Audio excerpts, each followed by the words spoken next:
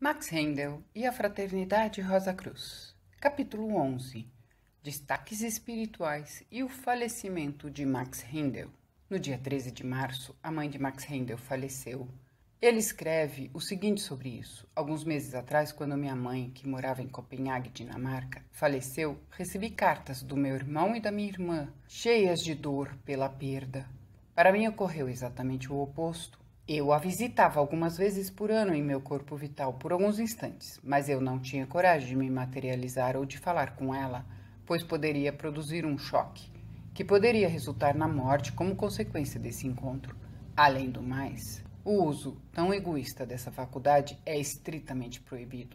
Ou seja, eu estava longe da minha mãe, enquanto meu irmão e minha irmã estavam sempre convivendo com ela. Quando a morte veio, isso mudou. Ela não estava mais em condições de se mostrar presente para eles. Não podia conversar com eles ou confortá-los e dizer que não estava morta, como eles acreditavam. Contudo, ela aprendeu logo que bastava um simples pensar em mim, que já levava a vir para a Califórnia. E depois que ensinei a ela um determinado sinal, ela tinha acesso imediato a mim, a qualquer momento. Agora que ela está morta para o meu irmão e minha irmã, ela está viva para mim, que tenho o privilégio de ajudá-la nessa difícil transição, mesmo vivendo ainda nesse mundo. Por isso, eu não sinto a dor da perda. Mas o falecimento se torna difícil se as pessoas que estão em volta o impedem. E isso foi provado pela meia-irmã de Max Rendel. Max Rendel nos conta o seguinte a respeito disso. Essa classe, pessoas falecidas onde seu corpo vital e o seu corpo de desejo estão tão interlaçados devido à sua maldade que são forçados a permanecerem nas regiões inferiores dos mundos invisíveis, pode ser encontrada por muitos anos após seu falecimento. É um fato curioso que essas pessoas às vezes são procuradas por antigos amigos que já faleceram, porque necessitam de ajuda para entrar em contato com o mundo físico. Eu lembro de um caso assim que aconteceu alguns anos atrás, quando uma parente idosa, a mãe de Max Rendel, estava a ponto de falecer. Ela queria muito ver seu segundo marido, que tinha falecido alguns anos antes. Contudo, ele já alcançara o primeiro céu. Seus membros e seu corpo já se haviam dissipado, ficando apenas a cabeça. Portanto, dificilmente ele poderia mostrar-se a ela quando da sua chegada, e muito menos influir nas condições de seu passamento, que não eram inteiramente do seu agrado. Certas coisas estavam sendo feitas a fim de retardar a separação do espírito e da carne, o que ocasionou uma tremenda angústia à pessoa moribunda. Em sua ansiedade com o marido, ele apelou para um amigo cuja união entre o corpo vital e o corpo de desejo permitia manifestar-se mais facilmente. Esse espírito pegou uma pesada bengala num canto do quarto e, com um forte golpe, arrancou um livro das mãos da filha da agonizante, o que apavorou de tal forma os presentes que esses pararam com as lamentações, permitindo que a mãe passasse para o além.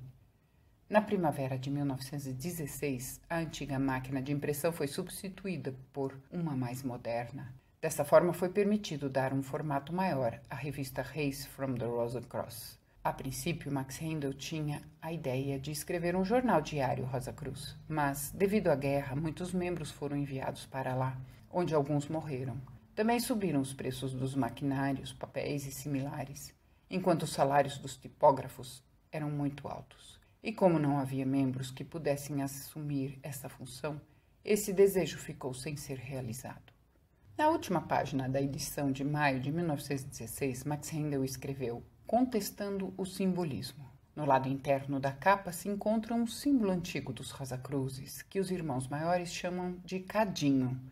Usando a imagem, durante a meditação, poderá entender-se o seu significado. Quando publicarmos as descrições que merecerem prêmio, eu escreverei mais sobre esse símbolo. Essa imagem também aparece nas edições de junho até outubro. Contudo, poucas pessoas parecem ter reagido ao convite, pois Max Rendel escreve na edição de setembro de 1916, na página 160. Eu me pergunto se os estudantes perceberam o convite para a contestação de símbolos, pois só recebemos algumas respostas e a data final de 1º de agosto já passou. Na edição de outubro de 1916, na página 169, Max Rendel escreve o seguinte. A seguinte explicação do símbolo Rosa Cruz da contracapa feita por um estudante é até o momento a mais valiosa tentativa que recebemos. Eu confio que possa incentivar outros a cavar na mina dos mistérios escondidos e encontrar mais tesouros. Para não interromper a biografia, esta explicação está no adendo 10. Parece que Max Rendel não achou necessário ele mesmo escrever sobre o assunto como havia anunciado. No Vale San Luis Rey, aproximadamente uns 60 metros abaixo de Mount Ecclesia, ficava a linha do trem de Santa Fé, que vai de Fallbrook até Bonsall. O vale tinha uma plantação de beterrabas, do tipo de fazer açúcar, que, quando colhidas, eram transportadas até os vagões por trilhos laterais e depois transportados até a fábrica de açúcar. Contudo, como consequência de uma enchente, os trilhos, com suas ramificações, foram levados pelas águas, assim como fazendas, árvores e vegetação. Era horrível ver como barracões, galinheiros, cavalos, vacas e casas foram levados pelas águas turbulentas. Todas as pontes entre Los Angeles e San Diego foram levados pela água. Oceanside parecia uma ilha e ninguém conseguia chegar até ela. Também não era possível enviar uma mensagem, pois todas as linhas telefônicas e de telegrama foram rompidas. 5 pessoas faleceram com essa enchente e demorou 3 semanas para que Mount Ecclesia recebesse correspondência de novo. Houve necessidade de um curso por escrito da filosofia Rosa Cruz. Porém, devido a muitas atividades, Max Rendel não conseguia encontrar uma chance de iniciar o curso. Portanto, ele se dirigiu à senhora Kitty Skidmore Cohen, que morava em Montana Home, em Idaho, que escrevia artigos baseados no Cosmo para a revista Race. Ele pediu que montasse um curso de 12 lições com perguntas. No início de 1917, este curso introdutório no ensinamento Rosa Cruz ficou pronto. Para se tornar membro, o aspirante deve primeiro terminar esse curso, para que a pessoa saiba onde está se associando. Em março de 1917, a poetisa Ella Wheeler Wilcox visitou Mount Ecclesia. Na Reis de maio de 1917, Max Rendel escreve o seguinte: autora encontrada. Em uma visita a Mount Ecclesia, ela me contou em uma conversa que era autora desse maravilhoso poema. Um barco navega para leste e o outro para oeste. Empurrados pelo mesmo vento, é a posição das velas e não o sopro do vento que determina a direção em que eles vão. Assim como os ventos do mar são os caminhos do destino, onde o sol reaparece após a tempestade. É a ação da alma que determina a meta, e não a calmaria nem a luta. Alguns anos atrás, encontrei essa poesia sem que o autor estivesse mencionado. Eu o citei com frequência e muitas vezes me desculpando por não saber quem era o autor. Portanto, fiquei muito feliz em saber quem era o autor, e a senhora Wilcox também me contou a história de como chegou à ideia do poema. Ela contou que estava velejando de Nova York para Boston, e enquanto estava sentada ao deck com o marido, este comentou: não é interessante, ela, que vemos os barcos indo para as duas direções e todos são impulsionados pelo mesmo vento? E a senhora Wilcox reagiu dizendo: oh, Robert, que tema interessante para um poema. Dê-me rápido um pedaço de papel para que eu possa escrever. E em 10 minutinhos ela escreveu esse poema. Isto, assim falou ela, aconteceu aproximadamente uns 20 anos atrás e foi publicado pela primeira vez no Mansey's Magazine. Também é interessante saber que o Sr. Wilcox é o pai de várias ideias espirituais que a senhora Wilcox tão lindamente transformou em poemas. Conforme disse ela, o casamento deles era a união perfeita, uma amizade forte entre duas almas, que somente aqueles que tiveram o privilégio de vivenciar podem apreciar. Não é uma pena que uma união ideal assim seja uma exceção e não uma regra. Talvez fosse interessante saber que a senhora Wilcox há muitos anos estuda os ensinamentos Rosa Cruzes e aprecia muito o conceito Rosa Cruz do cosmos. Ela contou que combinou com o marido algum tempo antes dele falecer de ler um capítulo do livro todas as noites antes de irem dormir. Contudo, devido à partida dele, esse plano nunca foi realizado, o que a deixou com remorsos, porque esses ensinamentos seriam de maravilhoso proveito para o seu marido na vida pós-mortem. Pouco antes da senhora Wilcox falecer, em 1919, foi publicado seu livro, The Words and I. Aqui está escrito que ela nasceu em 1855 em uma fazenda de Wisconsin, como a caçula de 4 filhos. A condição física dela na adolescência deixava a desejar, mas o desenvolvimento mental, emocional e espiritual era satisfatório. Em idade bem jovem, ela começou a escrever poemas. Quando obteve seu diploma do ensino médio, ela já era conhecida como poetisa em sua cidade natal. Com aproximadamente 28 anos, ela se casou com Robert Wilcox. Eles tiveram um filho, que faleceu logo após o nascimento. Após o casamento, entraram em contato com a teosofia e já aderiram ao movimento.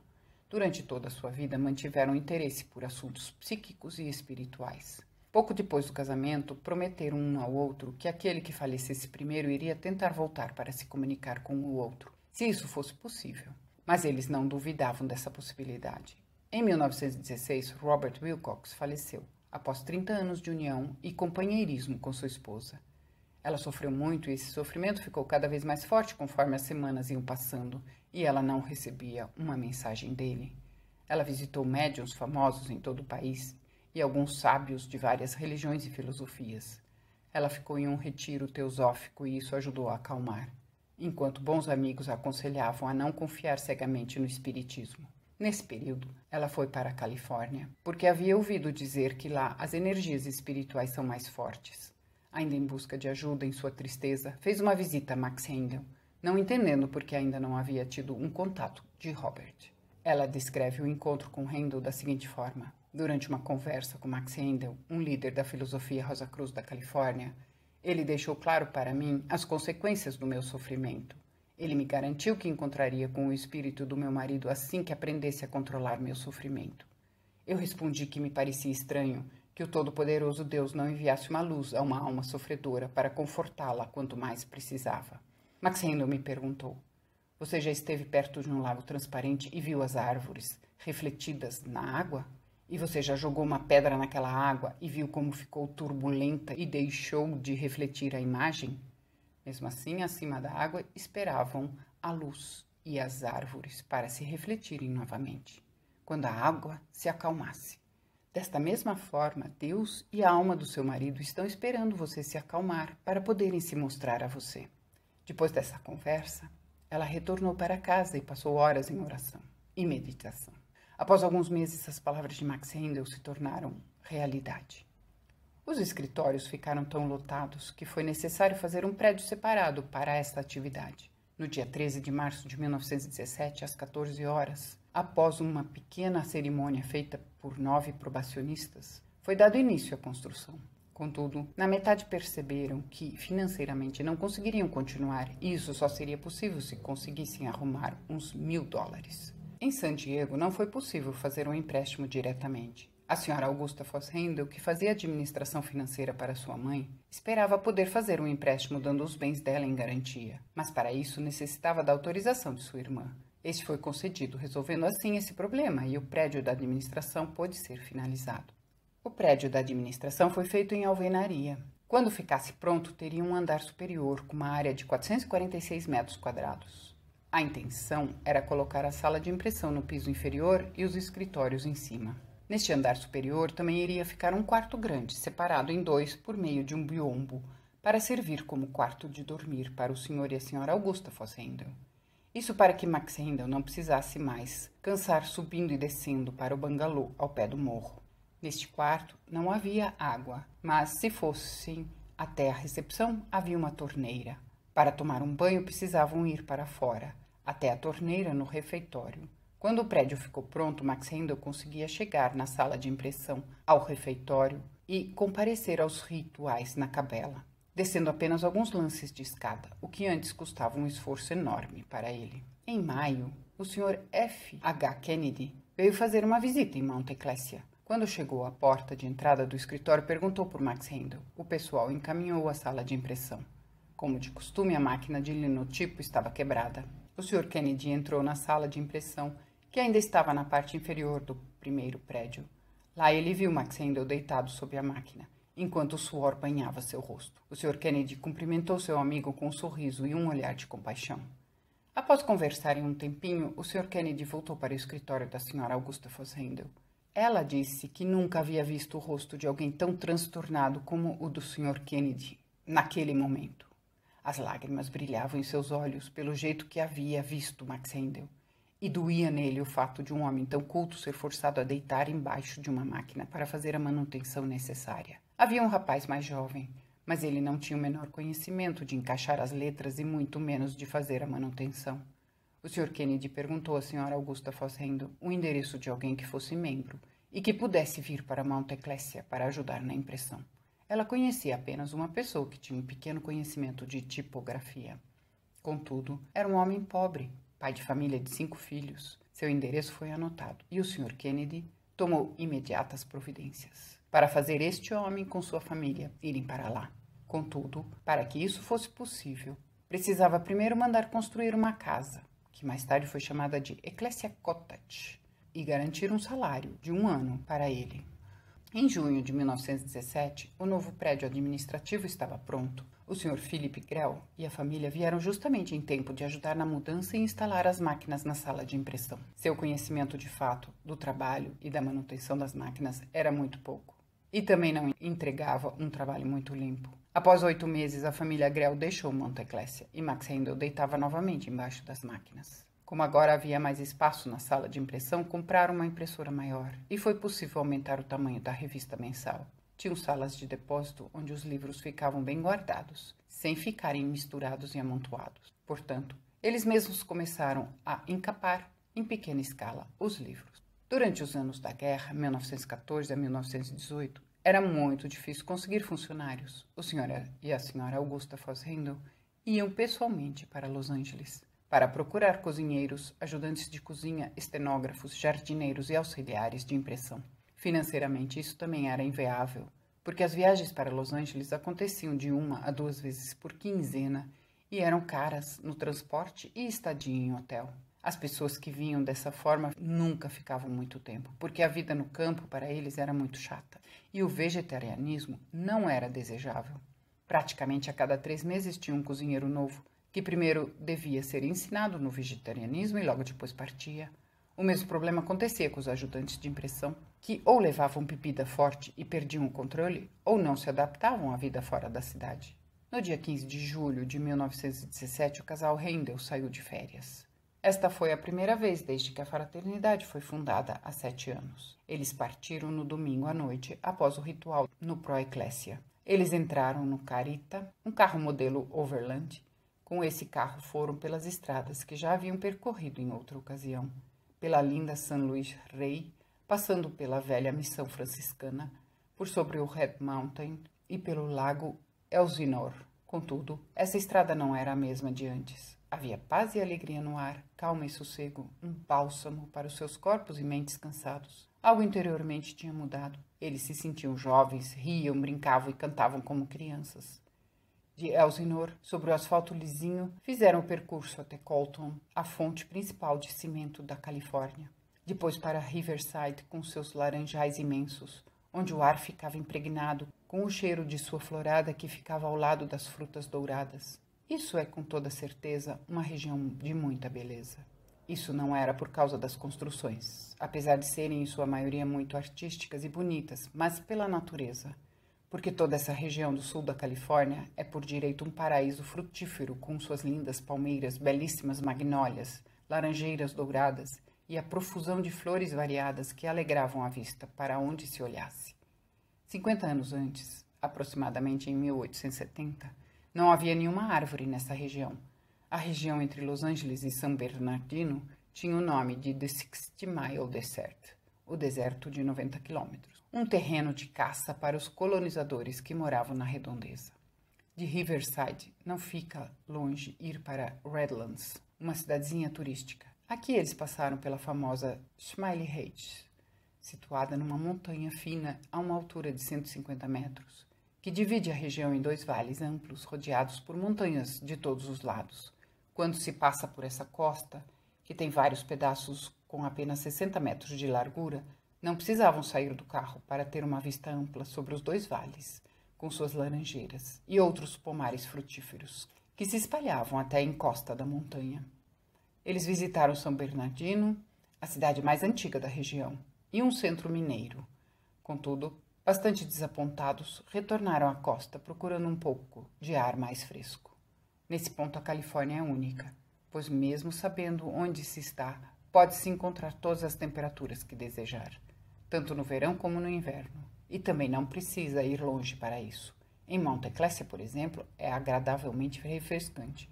Se quiser um lugar mais quente, basta ir para o lago Elsinore, a uns 70 quilômetros de Oceanside, Para brincar de jogar bolas de neve, pode-se ir numa manhã de inverno, saindo de Los Angeles com um carrinho elétrico para Mount Lowe, a 1.800 metros acima do nível do mar. Ou, na volta, passar por Pasadena, onde chapéu de palha e camisetas são o traje do dia. Ou para Venice by the Sea, onde o oceano é azul, o sol brilha na praia e o visitante é convidado a dar um mergulho refrescante. O retorno foi por Los Angeles e um dos seus distritos mais belos, Hollywood. Depois subiram por Correngue e logo já passavam pelo Vale Frutífero de San Fernando, para as montanhas que os afastavam da costa. Universal City foi o primeiro ponto que chamou a atenção deles. Lá eles viram como os artistas faziam as filmagens.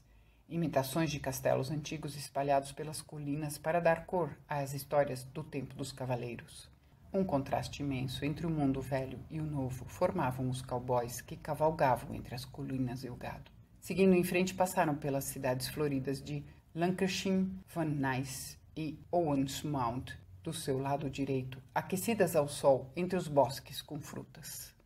No princípio foi o ouro que atraiu as pessoas à Califórnia.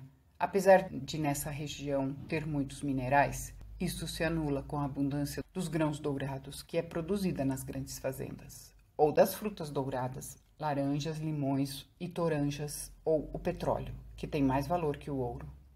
A caminho de Santa Bárbara, eles passaram por uma estrada longa, íngreme e cheia de curvas, chamado de Conejo Grade, em direção à costa, onde, após um tempo, alcançaram Ventura, uma cidade importante do petróleo. Saindo de lá, seguiram pela rodovia num comprimento de 38 quilômetros beirando o oceano. Nesse trecho, o ponto mais interessante para eles foi Summerland, assim chamado por ter sido um refúgio espiritual. Depois encontraram petróleo. Ao invés de subirem a região etérica dos anjos, as pessoas foram cavar com ganância e mãos pretas o reino de Plutão, para trazerem a substância viscosa para cima e alimentarem as fábricas. Em Santa Bárbara, eles procuraram um lugar para ficar, pois queriam ficar um tempo lá, porque tinham ouvido falar muito dessa redondeza. A sobrinha deles, Olga Bursum Krelin, os acompanhou nessa viagem e queria ser a motorista. Ela já havia tido algumas aulas no Maxwell, que era usado para levar as correspondências para o correio de Oceanside. Rapidamente, ela descobriu os segredos para dirigir a carita, e Max Heindel achava isso cada vez mais fácil. Entre os trajetos curtos e longos períodos de descanso, os dias passaram voando, proporcionando nova energia para voltar a Oceanside. Em 1917, era impossível para os astrólogos conseguirem a efemérides inglesa, sendo que muitos fizeram essa queixa em Mount Ecclesia. Num dia, quando Max Heindel e sua esposa estavam passando pelos trabalhos diários, como de costume, Max Heindel disse a ela: "Bem, querida, o que mais nos falta? Será que você e eu, com o nosso conhecimento de astrologia e matemática em nossa gráfica, não poderíamos fazer uma efemérides americana?" Com esse objetivo, adquiriram o Nautical Almanac americano e francês e passaram as noites calculando as efemérides. Max Heindel calculava as longitudes e sua esposa as declinações. Na revista de fevereiro de 1918 foi comunicado que as efemérides tinham sido impressas, e no dia 10 de fevereiro que a tabela de casas para as longitudes de 47,48 e 49,60 graus estavam prontas e iriam calcular as efemérides a partir de 1860. Com a publicação das efemérides e da tabela de casas, houve uma procura maior pelo livrinho Astrologia Científica Simplificada, e cresceu o interesse pelo estudo da astrologia. Em maio de 1918, Max Heindel tinha planos de instalar uma encadernadora de livros e começou a comprar as máquinas necessárias. O plano era ir de carro para São Francisco e lá visitar as lojas com máquinas de segunda mão. Depois de Bedélia, eles tinham comprado outro carro de segunda mão, um Paide de 7 lugares, espaçoso e grande. Para essa viagem convidaram duas senhoras, a doutora Ruth Woods e a senhora Mary L. Lyon. Max Heindel dirigiu o carro, pois ele tinha medo que sua esposa fizesse estragos no mesmo. Depois de uma semana, eles retornaram a Mount Ecclesia, após conseguirem encontrar uma máquina a custo muito reduzido. O casal Heindel e o Sr. Grell instalaram a máquina, e logo depois o Sr. Grell e família deixaram Mount Ecclesia. Depois de algum tempo, o Sr. e a Sra. Augusta Foss Heindel conseguiram encontrar um homem e uma mulher para a sala de impressão, por meio da agência de empregos, que já vieram imediatamente com eles no retorno para Mount Ecclesia. Eram ótimos funcionários que entendiam muito bem do tipógrafo e da máquina de encadernação. Infelizmente, o homem era um alcoólatra e depois de alguns meses deixaram Mount Ecclesia. Novamente colocaram um anúncio para um tipógrafo. Esse anúncio foi colocado o endereço da irmã da senhora Augusta Foss Handel, que morava em Los Angeles. Nesse endereço, Max Handel encontrou um tipógrafo de confiança, o Sr. N.W. Caswell. Juntamente com a jovem senhora Ethel Lanning, deram seguimento ao trabalho na sala de impressão. Após alguns anos, eles se casaram. Permaneceram trabalhando na sala de impressão. Como mencionado anteriormente, em 1913, começaram os problemas com o fornecimento de água. Os problemas se complicaram com o não fechamento do portão para os reservatórios, fazendo com que o gado que pastava no vale se espalhasse por Mount Ecclesia e acabava com a plantação lá. Max Handel não queria começar uma disputa jurídica. E somente em 1918, a administração conseguiu uma intimação judicial proibindo Max Handel de fechar o portão e impedir a passagem. A intimação veio num sábado à tarde e ordenava o comparecimento ao tribunal na segunda-feira seguinte pela manhã. Max Handel ligou para o advogado em San Diego solicitando que o defendesse.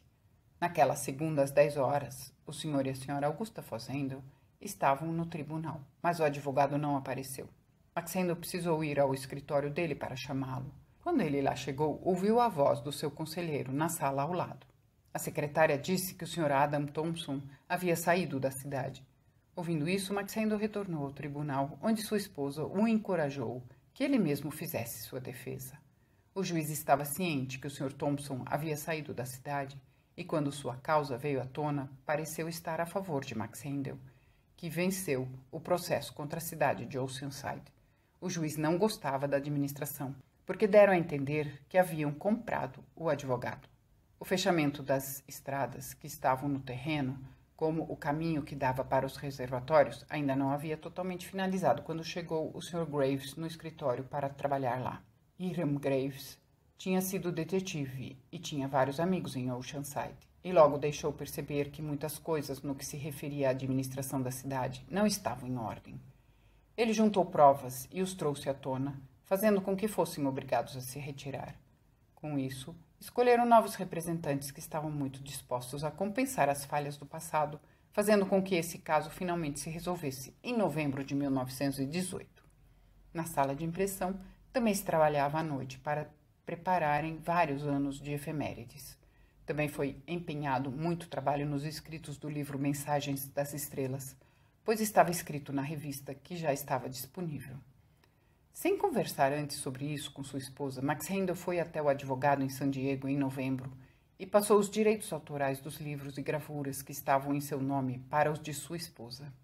Numa noite, no início de dezembro de 1918, durante os cálculos das efemérides de 1920, Max Handel insistiu com sua esposa que ela fizesse todos os cálculos da efeméride sozinha.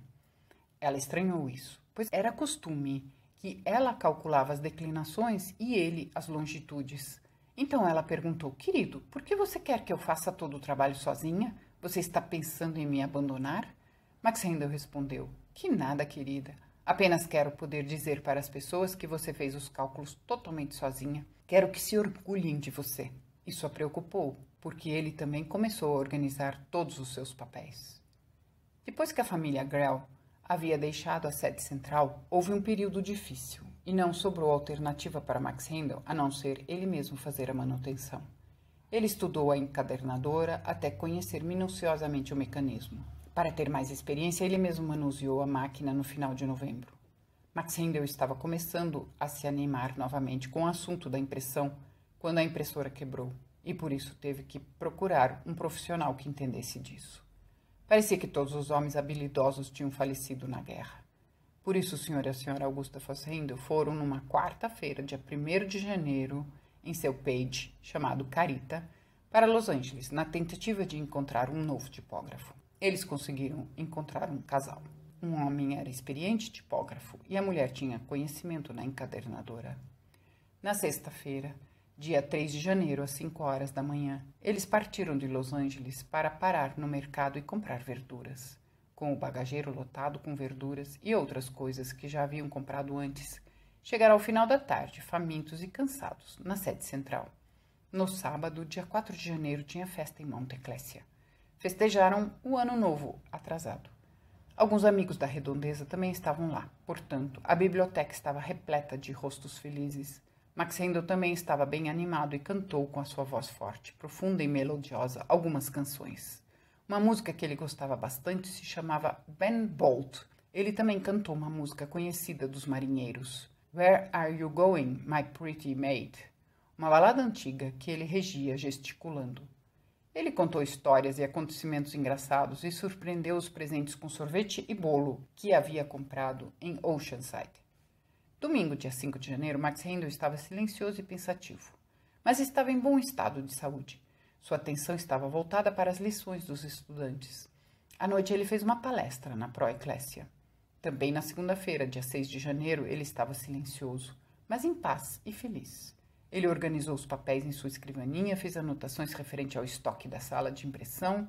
Ele também queria que sua esposa estivesse com ele em seu escritório e muitas vezes pediu a ela para se sentar e conversar com ele.